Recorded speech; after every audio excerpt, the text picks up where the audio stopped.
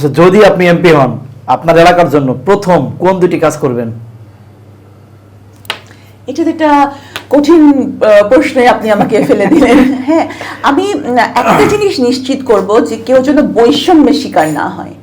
সবসময় দেখি যে ক্ষমতার আসার পরে মানুষের যে লুকটা, এটা দৃষ্টিভঙ্গিটা পাল্টে যায়। হ্যাঁ, তো আমি চেষ্টা করবো যে নিজের দৃষ্টিভঙ্গিটাকে বৈষম্যহীনভাবে রাখার, আইনের ক্ষেত্রেও যাতে আইন সকলের ক্ষেত্রে সমানভাবে বাস্তবায়িত হয়। যে আমার এই আত্মীয় আছে, ওই আত্মীয় আছে, এই জন্য আমি ভালো চাকরি পাবো, আমার প্রমোশন হবে।